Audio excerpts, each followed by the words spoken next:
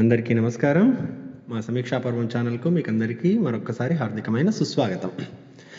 ఇవాళ ఎపిసోడ్ చూసే ఉంటారుగా మీరు. ఎలా అనిపించింది? ఏముందండి, ఇవాళ ఎపిసోడ్ మొత్తం షణ్ముఖ్ కథనే. మొత్తం షణ్ముఖ్, సిరి, జెస్సీ వీళ్ళ ముగ్గురి మధ్య జరిగిన అలకపాన్పు సన్నివేశాలతో నింపేశారు. ఏమైనా అర్థం ఉందంటారా? ఇవాళ జరిగిన ఎపిసోడ్లో షణ్ముఖ్ వచ్చిన కోపానికి ఏమైనా అర్థం ఉందని మీకు అనిపిస్తుందా? చెప్పండి, మీకు అనిపిస్తుందా? ఎందుకు కోపం వచ్చింది? మొన్నొకసారి మనం అనుకున్నాం, మొగుడు కొట్టినందుకు కాదు తోడికోడలు నవ్వినందుకు అని చెప్పేసి. ఇక్కడ ఎగ్జాక్ట్గా అదే జరిగిందని నా ఉద్దేశం. మొగుడు కొట్టినందుకు కాదు తోడికోడలు నవ్వినందుకు. టాస్క్ అయిపోయిన తర్వాత ఈయన వీళ్ళిద్దరూ సీక్రెట్ టాస్క్ చేశారు అన్న విషయం తెలిసిన తర్వాత ఈయనుండి బిగ్ బాస్ నాకు కూడా ఏదైనా సీక్రెట్ టాస్క్ ఇవ్వండి బిగ్ బాస్ అంటే, పక్క నుండి రవి ఒకసారి ఒక మాట అన్నాడు. అన్నాడు, నువ్వు ముందు టాస్క్ ఆడరా, తర్వాత సీక్రెట్ టాస్క్ సంగతి చూసుకుందాము అని. సరే, అది అన్నీ వదిలేసినా కూడా ఓకే. దానికి కిసుక్కున శ్రీరామచంద్ర నవ్వాడు. ఎవరు నవ్వారు? శ్రీరామచంద్ర నవ్వాడు. శ్రీరామచంద్ర నవ్వితే మనకి ఇంకా ఊరికే ఉండడం ఎట్లా చెప్పండి? ఎంత కోపం వస్తుంది. కింద పడ్డానని కాదు, ద్రౌపది నవ్వినందుకు మాయాద్యూతం జరగవలసిందే, ద్రౌపది అవమానింపబడవలసిందే. అది దుర్యోధనుడు ఒకప్పుడు చెప్పింది. అవునా? అలాగే ఇక్కడ కూడా అదే రకంగా షణ్ముఖకు కోపం వచ్చింది. అదేవిధంగా శ్రీరామచంద్ర నవ్వాడు కాబట్టే కోపం వచ్చింది. అంటే శ్రీరామచంద్ర నవ్వితే కోపం రావాలా? వస్తుంది. ఎందుకు వస్తుంది? దుర్యోధనుడికి ఎందుకు వచ్చిందండి? దుర్యోధనుడికి ఒక పేరుంది. ఏం పేరుంది చెప్పండి చూద్దాం. మానధనుడు. మానధనుడు అని ఒక గౌరవప్రదమైన పేరు ఇచ్చినారు. అదే మనం ఈ కాలానికి వచ్చేసరికి విపరీతమైన ఈగో కలవాడు అని మనం దాన్ని అనువదించుకోవచ్చు. అక్కడ శ్రీరామచంద్ర కాక వేరే ఎవరైనా నవ్వినా కూడా కోపం వచ్చేది, కానీ శ్రీరామచంద్ర నవ్వితే ఇంకా ఎక్కువ కోపం వచ్చింది. ఎందుకంటే శ్రీరామచంద్రాన్ని ఒక పురుగులాగా చూస్తాడు ఈయన. ఆయనకి ఏం తెలీదు, ఆయన వేస్ట్, ఈ టైప్లో చూస్తాడు. ఆయన కూడా నవ్వినాడు అనేసరికి కోపం వచ్చేసింది. ఇందులో ఇంకా పెద్దగా లాజిక్లు ఆలోచించాల్సిన అవసరం కూడా లేదండి. అంత సింపుల్ లాజిక్ ఇక్కడ ఇది. శ్రీరామచంద్ర నవ్వాడు కాబట్టి కోపం వచ్చింది. ఏమని కోపం వచ్చింది? ఏమన్నాడు అసలు? ఆ డైలాగ్ ఏంటి? ముందు టాస్క్ ఆడరా. ఈ ముక్క రవి అనాలా అండి? జనాలకు తెలీదా? జనాలు కూడా చూస్తున్నారు. జనాలంటే మన బయట ఉండే జనాలు ఎలాగో తెలుసు ఆయన ఏం ఆడుతున్నాడో చూస్తున్నాం. ఎంతసేపు చూసినా మౌజ్ రూమ్లో కూర్చొని ఆ మౌజ్ రూమ్లో నుంచి అన్నీ వాడిట్లా వీడిట్లా అని చెప్పి వీళ్ళిద్దరు బానిసలు దొరికారుగా, వీళ్ళిద్దరు బానిసల్ని ప్రభావితం చేస్తూ నానా మాటలు చెబుతూ అందరూ కలిసి ఒకళ్ళనే టార్గెట్ చేస్తూ, ఆ టార్గెట్ చేసిన వ్యక్తుల్ని రెచ్చగొడుతూ, వాళ్ళు రెచ్చిపోయేదన్న మాట అంటే ఆ మాటను తమ అవసరాలకు తగ్గట్టుగా మలిచి దాన్ని వినియోగించుకుంటూ ఇంత గేమ్ ఆడుతున్నది ఎవరు? షణ్ముఖే ఆడుతున్నాడు. మిగతా ఇద్దరు ఆడటం లేదు అనడానికి ఈరోజు ఎపిసోడ్ చూడండి, అర్థమైపోతుంది. మిగతా ఇద్దరు జస్ట్ కేవలం ఈయన ఆదేశాలను పాటిస్తున్నారంతే. ఈయన ఏం చెబితే అది పాటిస్తున్నారు, అంతకంటే ఏమీ జరగట్లేదు అక్కడ. ఈయన ఆదేశాలే ఎందుకు పాటిస్తున్నారు వాళ్ళిద్దరూ? ఎందుకు పాటిస్తున్నారంటే ఈయనకే కదండి ఫ్యాన్ ఫాలోయింగ్ విపరీతంగా ఉంది. ఏమీ చెయ్యకపోయినా ఊరికే తిని కూర్చొని వాడిట్టా వీడిట్టా అని మాట్లాడినా సరే ఓట్లేసే ఫ్యాన్లు ఉన్నారు. మరి ఈయనను నమ్ముకుంటే వీళ్లకు ఓట్లు పడతాయి. అంటే వ్యక్తిత్వాన్ని అమ్ముకోవటం అన్నమాట. ఏదో ఒక రీజన్ చెప్పేసి వ్యక్తిత్వాన్ని అమ్ముకోవడం. ఏముందిలే 4 రోజులు అయినాక అందరూ మర్చిపోతారు, మనం ఇక్కడ ఎన్ని రోజులు ఉంటే అన్ని ఎక్కువ డబ్బులు వస్తాయి కాబట్టి మనం ఆ డబ్బులు తీసుకొని ఎంజాయ్ చేసుకుందాం అనుకోవడము. ఇది వ్యక్తిత్వాన్ని అమ్ముకోవడం కాదండి. వాళ్ళిద్దరికీ ఏంటంత షణ్ముఖ్ కాకుండా ఇంకా వేరే ఎవరైనా వీళ్ళిద్దరిని ఇదే రకంగా ట్రీట్ చేస్తే వీళ్ళు ఊరుకుంటారా? ఒకసారి ఆలోచించండి. షణ్ముఖ్ వీళ్ళిద్దరితో బిహేవ్ చేసినట్టుగా ఇంకొక వ్యక్తి ఎవరైనా చేస్తే, ఎవరో వరకు ఎందుకండి, నిన్ననే చూసాం మనం. సన్నీ కొంచెం అడగంగానే ఎలా రైజ్ అయ్యాడు జెస్సీ, ఈరోజు ఎలా రెస్పాండ్ అయినాడు జెస్సీ? మీరు చెప్పండి. తేడా గమనించారా? ఏంటి ఏంటి ఏంటి అన్నట్టు మీదికి వెళ్ళిపోయాడు నిన్న జెస్సీ. మరి ఈరోజు ఏమైంది ఆ ఆవేశం అంతా? ఫ్రెండా అక్కడ? ఫ్రెండ్ కాదండి బాబు, వీళ్ళిద్దరూ ఆయనకు బానిసలు. అక్కడ నిజంగా వీళ్ళిద్దరు చేసిన తప్పు ఏమిటో నాకు చెప్పండి. వీళ్ళిద్దరు చేసిన తప్పేంటి? జెస్సీకి ఒక సీక్రెట్ టాస్క్ వచ్చింది. ఆ సీక్రెట్ టాస్క్ జెస్సీ చెయ్యాలి. ఆ చెయ్యటం కూడా తింగరగా చేశాడు. నాకు మొదటి నుంచి కొడుతూనే ఉంది. నిన్న కూడా నేను ఒక కామెంట్ కూడా చేశాను, నేను ఒక మాట నిన్ననో మొన్ననో. సీక్రెట్ టాస్క్ అంటే పర్పస్ ఏంటి? బిగ్ బాస్ ఏదో ఒక టాస్క్ ఇస్తే ఆ టాస్క్ను బిగ్ బాస్ చెప్పినట్టుగా చెయ్యాలి. అంతేకాని ఒప్పందాలు కుదుర్చుకొని వాళ్ళ దగ్గర అన్నీ అయిపోగొట్టేసుకుంటే టాస్క్ చేసినట్టు ఎలా అవుతుంది? అది సీక్రెట్ టాస్క్ చేసినట్టు కాదు కదా. ప్లస్ అక్కడ ఉండే వాళ్ళందరూ మహా ముదురులు ఉన్నారు. వీళ్ళు ఏదో సీక్రెట్ టాస్క్ చేస్తున్నారని చెప్పేసి వీళ్ళకి కావలసిన విషయాలన్నీ ఇస్తున్నారు. అలా కాదు కదా. వీళ్ళు వెళ్ళి ధ్వంసం చేయాలి, అక్కడ ఏదైనా గొడవ జరగాలి, దాని నుంచి ఏదైనా ఒక వినోదం పొందాలి అన్న ఉద్దేశంతో కదా ఇచ్చింది ఆయన.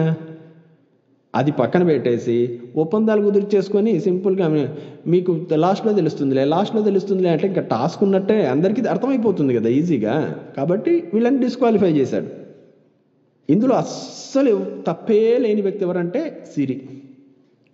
పాపం ఆమె జెస్సీ చెప్పిన దాని ప్రకారము ఆయనకి ఏదో చేస్తే సరిపోతుంది అన్న ఉద్దేశంతో హెల్ప్ చేయడం మొదలెట్టింది. జెస్సీకి కూడా, సిరికి కూడా తెలియదు కదా జెస్సీకి సీక్రెట్ టాస్క్ వచ్చింది అన్న విషయం జెస్సీ చెప్పేదాకా. సో సిరిది అస్సలు తప్పే లేదు, జెస్సీది కూడా తప్పు లేదు. ఎందుకంటే సీక్రెట్ టాస్క్ అది, బయటికి చెప్పలేని టాస్క్ అది. ఇప్పుడు షన్ను అడగచ్చు, నన్ను ఎందుకు ఇంక్లూడ్ చేశారు? ఎందుకు ఇంక్లూడ్ చెయ్యరు? ఇప్పుడు వీళ్ళు ఉన్నదే ఒక తప్పుడు అండర్స్టాండింగ్లో ఉన్నాడు జెస్సీ. ఏమని, ఏదో జస్ట్ నలుగురిని మ్యానిపులేట్ చేసి వాళ్ళ దగ్గర నుంచి గుడ్లు తీసేసుకొని పెట్టేసుకుంటే అయిపోతుందిలే అన్న తప్పుడు అండర్స్టాండింగ్లో ఉన్నాడు. వెళ్ళి నాశనం చెయ్యండి అని చెప్పాడు. ఎన్నిసార్లు తెచ్చుకుంటే అన్నిసార్లు నాశనం చేయండి అని చెప్పారు బిగ్ బాస్.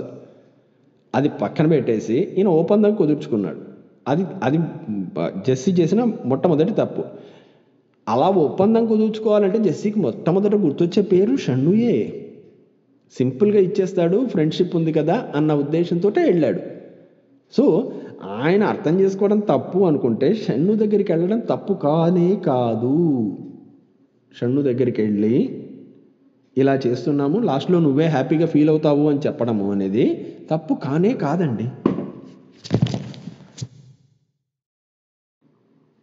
అంత చిన్న విషయాన్ని కనీసము ఆయన పరిగణలోకి తీసుకోకుండా అంత చీప్గా విదిలించి కొట్టడం ఏమిటండి బాబు? అంత తీసి పారేసి మాట్లాడటం ఏంటి? అక్కడికి షన్ను కాదు సిరి ఎన్నిసార్లు అనుకున్నావు, రే మేమేం చేస్తాం రా, మాకు టాస్క్ వచ్చింది. అసలు టాస్క్ వచ్చింది ఆడికి, వాడు వచ్చి నాకు చెప్పాడు, నేను వచ్చి ఇలా మాకు సీక్రెట్ టాస్క్ వచ్చింది నువ్వు మాకు ఇవ్వు అని చెప్తే ఇంకా ఏముంది చెప్పు, అప్పుడు డిస్క్వాలిఫై అయిపోతాం కదా అంటే, నువ్వు వాడిని క్యాప్టెన్ చేయడానికి ఆలోచించావు కానీ నా గురించి ఆలోచించలేదు. నీ గురించి ఆలోచించే వాడు అంటే ఇప్పుడు జెస్సీ చెప్పిన విషయంలో ఆయన అర్థం చేసుకున్న విషయంలో లోపం ఉండడం వల్లనే ఆయన చెప్పిన ప్రకారము ఈజీగా వచ్చే మార్గం నీవే. కాబట్టి మన ముగ్గురులో ఎవరు క్యాప్టెన్ అయినా ముగ్గురు ఆనందిస్తాం కాబట్టి నీ దగ్గరికి వచ్చింది. నీ దగ్గరికి వచ్చినా నువ్వు అదే చేసేవాడేమో అంటే జెస్సీ ఇలాగ అర్థం చేసుకొని ఉంటే, నా దగ్గరికి వస్తే అలా చేసేవాడిని కాదు అనడం చాలా ఈజీ అండి. ఎందుకంటే ఇప్పుడు అన్ని రిజల్ట్స్ వచ్చేసిన తర్వాత మాట్లాడడం ఏముంది? నిజంగా టాస్క్ ఇచ్చినప్పుడు ఏం చేస్తారు అనేదే కదా ఆలోచించాలి. పైన మళ్ళా వీళ్ళందరి మీద సెటైర్లు. అసలు అక్కడ ఉండే వాళ్ళలోకెల్లా భయంకరమైన ఈగో కలిగి ఉన్న వ్యక్తి ఈయనే. మొట్టమొదటి నుంచి చూస్తున్నాం. ఈయనను ఒక్క మాట ఎవరైనా అన్నారు అంటే ఇంకంతే. ఇప్పుడు అన్నది వాడో వీడో కాదు, వాళ్ళ గ్రూప్లో వాళ్ళే వచ్చేసి ఈయన దగ్గర ఇది తీసుకొని పోవడం వల్ల ఈయన గేమ్ ఆడినట్టు కాలేదు. అది సరే, ఓకే, ఈయన గేమ్ ఆడినట్టు కాలేదు అనడం అనేది ఓకే. ఈయన గేమ్ ఆడడం లేదు, మొదటి నుంచి కూడా ఆడడం లేదు. ఎన్ని గేమ్స్ గెలిచాడండి ఇంతవరకు? లాస్ట్ వీక్లో గెలిచిన ఆ లగ్జరీ బడ్జెట్ టాస్క్లో తప్ప ఇంకెక్కడ గెలవలేదు కదా ఈయన. ఆడి కనీసం జెస్సీ గెలిచాడు, జెస్సీ ఆడాడు. ఆర్ఎల్స్ ఇక్కడ సిరి గెలిచింది, కెప్టెన్ అయింది ఒకసారి. ప్రయత్నిస్తున్నారు వీళ్ళిద్దరు కనీసము టాస్క్లు ఆడడానికి, దాంట్లో చురుగ్గా పాల్గొనడానికి. ఈయన ఎంతసేపు మాయోపాయాలు పన్నడం తప్ప ఈయన చేసేది ఏంటి చెప్పండి? మొన్న ఈ ఎగ్ టాస్క్లో కూడా ఈయన ఏం చేశాడు? అసలు ఏం లేదు. నాకు నా ఫ్యాన్స్ ఉన్నారు, వాళ్ళే శ్రీరామ రక్ష, నేను ఏం చేయకపోయినా బిగ్ బాస్ను గెలిచేసి కప్ ఎగరేసుకొని వెళ్ళిపోతాను అన్న ధీమాతో కూర్చుని ఉన్నాడు. అది ఆట ఆడడం అంటారా? దాంట్లో గొప్పతనం ఏముందండి? అలా వచ్చిన గెలుపు ఒక గెలుపా? నువ్వు ఆడు, నీ వ్యక్తిత్వాన్ని ప్రదర్శించు, ఫైట్ చెయ్యి. అంటే టాస్క్లు ఆడితేనే బిగ్ బాస్లో ఆడినట్ట అని అడగద్దండి. టాస్క్లు కూడా ఆడాలి. మిగతావన్నీ పక్కన పెట్టిన టాస్కులు కూడా ఆడాలి. టాస్క్లు ఆడితేనే కదా. ఇంకా ఎంతగా హింసించాడంటే ఈ కాలంలో ఆ టైప్లో ఏ మొగుడు తన భార్యని ఆ టైప్లో హింసించినా ఆడి మొహం మీదనే విడాకుల పేపర్ కొట్టేసి వెళ్ళిపోతుంది ఆ భార్య. ఏ రాయేమనుకుంటున్నావో, తమాషలా తింగర్గా మాట్లాడుతున్నావేంటి నువ్వు, ఏం చేస్తారా ఇక్కడ మరి ఇట్లాంటున్న పరిస్థితిలో అని చెప్పేసి మొహం మీదనే కొట్టేసి వెళ్ళిపోతారు. కానీ వీళ్ళు భరించి ఊరుకుంటున్నారు. ఇదే సన్నీ వర్సెస్ వీళ్ళిద్దరు అంటే వీళ్ళిద్దరు రియాక్షన్ ఎలా ఉండేదో ఒకసారి ఊహించుకోండి. సన్నీ సిరితో కానీ లేకపోతే సన్నీ జెస్సీతో కానీ. సన్నీ జెస్సీతో చూసాము, సన్నీ సిరితో కూడా చూసాము నిన్న. ఇప్పుడు ఈయన అంటుంటే పడుతున్నారు. ఎందుకు పడుతున్నారు? అంత అభిమానం చంపుకొని. అంటే ఇప్పుడు ఫ్రెండ్ అన్నా కూడా ఒక స్థాయి వరకు అభిమానం చంపుకోవచ్చు, కానీ మరి అంత చీతు అంటూ ఒక స్టేజ్లో అయితే సిగ్గులే ఇద్దరు క్యాప్టెన్స్ అయ్యారు. మీరు సిగ్గు లేకుండా నా దగ్గర డబ్బులు దోచుకున్నారు, సిగ్గు లేకుండా. ఏం మాటలండి అవి? అన్నం తినడు, ఆమె కలిపి తీసుకొని వచ్చి ఇస్తే కూడా తినడు. ఏంటిది? ఏదో ఒక అలకపాన్పు ఎక్కిన అల్లుడి లెవెల్లో అడిగించుకొని మళ్ళీ పైపెచ్చు ఏడుపు, ఆ ఉక్రోషము. ఇది ధీరత్వం అంటారా? అక్కడ ఏం కొంపలు మునిగిపోయాయని అంత పెద్ద ఓటమి ఏమొచ్చేసిందని చెప్పేసి, నిజంగా ఓటమి అనేది వచ్చేసి ఆ లెవెల్లో ఏదైనా కొద్దిగా గొప్ప బాధపడాలంటే జెస్సీ బాధపడాలా? అరే తప్పుగా చేసుకున్నానే, నాకు మంచి ఛాన్స్ మిస్ అయింది అని చెప్పి. ఈయనకి ఎటు తిరిగి ఈయన టాప్లో ఉండేవాడు కాదు, చేత కాదు, ఆట ఆడే శక్తి లేదు. నేను మంచోడిని అన్నట్టు దూరంగా కూర్చొని సలహాలు ఇవ్వటాలు తప్పిస్తే ఈయన చేస్తున్నది ఏంటి? ఈయన చేస్తున్నది అసలు ఏమీ లేదు, లిటరల్గా ఏమీ లేదు. ఆ భాగ్యానికి వీళ్ళను బానిసల్ని చేసి ఆ బానిసల్ని తన చుట్టూ తిప్పుకుంటున్నారు. వీళ్ళిద్దరికీ ఏమాత్రమైన అభిమానం ఉండి ఈయనను పక్కన పెట్టేసి సొంతంగా ఆడడం చేస్తే వీళ్ళు చాలా గౌరవప్రదంగా, ఒకవేళ తొందరగా బయటకు వస్తారేమో, కానీ గౌరవప్రదంగా వస్తారు. ఇలా ఒకడికి బానిసగాను తొత్తుగాను బయటికి రారు.